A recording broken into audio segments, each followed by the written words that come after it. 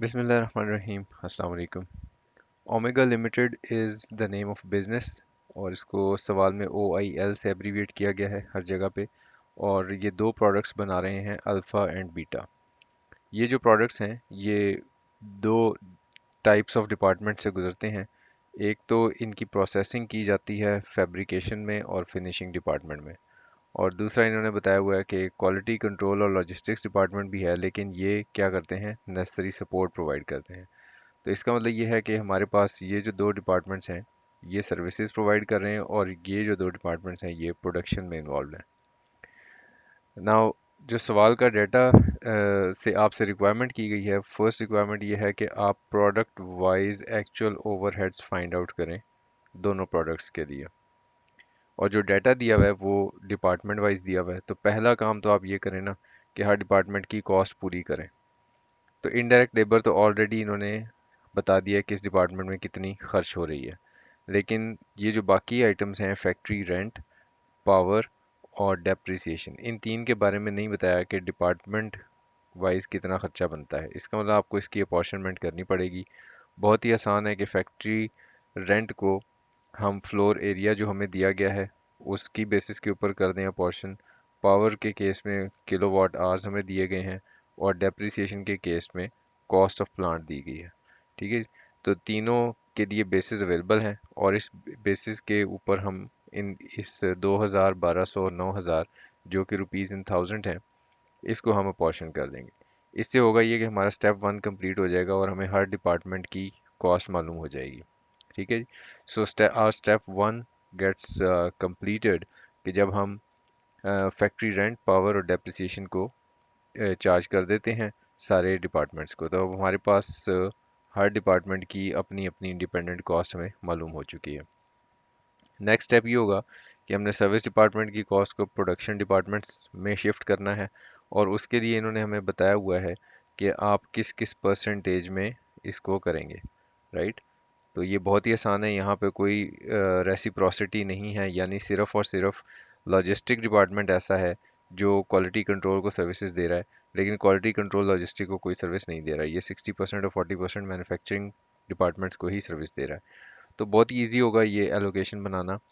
सो हमने service departments की जो कॉस्ट थी उनको इन गिवन परसेंटेजेस में जब किया तकसीम, तो हमारे पास अब प्रोडक्शन डिपार्टमेंट्स तक कॉस्ट पहुंच गई है। जब प्रोडक्शन डिपार्टमेंट तक कॉस्ट पहुंच गई, यानी कि अब हमें ये पता है कि फैब्रिकेशन और फिनिशिंग डिपार्टमेंट ने टोटल खर्चा कितना किया है, तो अब हमने ये फाइंड आउट करना है कि किस प्रोडक्ट पे ये कितना खर्चा लगेगा। यानी फैब्रिकेशन ने कितना काम किया है हमारी जो दो प्रोडक्ट्स हैं अल्फ़ा के ऊपर, और कितना काम किया है बीटा के ऊपर। तो ये भी बहुत इजी परसेंटेज दी हुई है कि 70% काम किया है उसने अल्फ़ा के ऊपर, और 30% काम किया है बीटा पे। और इसी तरह फिनिशिंग के केस में भी 60% काम किया है अल्फ़ा पे और 40% बीटा पे। तो इस परसेंटेज को अप्लाई करके जब आप ये कॉस्ट फाइंड आउट कर चुके हैं, तो आप ये बता सकते हैं कि किस डिपार्टमेंट ने कितना खर्चा किया है अल्फ़ा के लिए और कितना बीटा के लिए। तो ये आपने इनकी खर्चे को डिस्ट्रीब्यूट कर दिया। तो एक्चुअली ये कॉस्ट थी जो कि अब प्रोडक्ट वाइज हो चुकी हुई है तकसीम। अगर आप इसका टोटल बनाएं इन दो का, तो वो इसी टोटल के बराबर आना चाहिए जो ऊपर बन रहा है। ठीक हो गया जी। सो अब जब हमें ये पता चल गया कि हमारी प्रोडक्ट के ऊपर खर्चा कितना हुआ है, तो अब cost per unit find out करना कोई बड़ा मसला नहीं है। क्यों बड़ा मसला नहीं है? क्योंकि अगर हमें ये पता है कि टोटल खर्चा कितना हुआ है, ठीक है जी, अल्फ़ा के ऊपर, और कितना खर्चा हुआ है बीटा के ऊपर, ये हमें पता है, हमें सिर्फ यूनिट्स चाहिए। तो जो यूनिट्स प्रोड्यूस हुए हैं वो इन्होंने बताए हुए हैं सवाल में कि 8000 यूनिट्स इन्होंने बता दिए अल्फ़ा के हैं, और 10,000 यूनिट्स जो हैं वो बीटा के हैं। तो ये तो स्ट्रेट वे गिवन है यूनिट्स। तो आप सिंपली क्या करें, इस कॉस्ट को डिवाइड कर दें 8000 से, तो पर यूनिट कॉस्ट आ जाएगी। और इसी तरह इस कॉस्ट को डिवाइड कर दें 10,000 से, तो आपके पास पर यूनिट कॉस्ट आ जाएगी। ठीक है जी। So that's how you are going to do it. Calculate product wise actual overheads. अच्छा, एक यूनिट की वो कॉस्ट नहीं पूछ रहा। एक यूनिट की भी वैसे फाइंड आउट करना कोई मसला नहीं है, अगर आप करना चाहें तो इजीली कर सकते हैं। जो मैं बता रहा हूँ डिवीजन करके कर सकते हैं, लेकिन वो टोटल कॉस्ट ही पूछ रहा है। क्वेश्चन की रिक्वायरमेंट जो है वो टोटल कॉस्ट ही है, तो आपको ये पता चल गया कि कितना खर्चा इनडायरेक्ट लेबर का हुआ है। दूसरा वो पूछ रहे हैं कि आप बताएं, सॉरी, इनडायरेक्ट ओवरहेड्स का हुआ, इनडायरेक्ट कॉस्ट का हुआ है। इनडायरेक्ट कॉस्ट का मतलब ये है कि overheads. Under over absorb production overheads जो हैं वो उसकी जर्नल एंट्रीज पास कर दें। ठीक है जी। अब जो अंडर ओवर एब्जॉर्ब्ड ओवरहेड्स हैं उसके लिए आपको ज़ाहिर एक्चुअल ओवरहेड पता होंगे, तो फिर आप उसका डिफरेंस लेंगे अप्लाइड ओवरहेड से।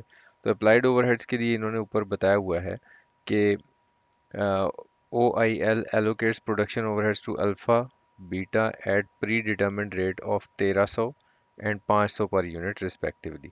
तो इसका मतलब ये है कि अब 500 को मल्टीप्लाई कर दोगे बीटा के प्रोडक्शन यूनिट से और 1300 को मल्टीप्लाई कर दोगे आप अल्फा के प्रोडक्शन यूनिट से, तो वो ओवरहेड अप्लाइड आ जाएंगे। और एक्चुअल ओवरहेड्स आप फाइंड आउट कर चुके हैं। ठीक है जी। तो उसका जो डिफरेंस लेंगे वो अंडर ओवर एब्जॉर्ब्ड ओवरहेड आ जाएगा। और इन्होंने कहा है कि अंडर ओवर एब्जॉर्ब को कहाँ ले जाओ, इसको ले जाओ कॉस्ट ऑफ सेल्स में। ठीक है जी। तो कोई बड़ा इशू नहीं, सारा सवाल खुद ही से आपको चीख चीख के बता रहा है कि क्या करो, अंडर ओवर एब्जॉर्ब ओवरहेड्स को कॉस्ट ऑफ सेल्स को चार्ज कर दो। So this is it. इसमें अब आपका अगर कोई सवाल होगा तो मैं उसको आंसर करूंगा। Thank you very much, take care.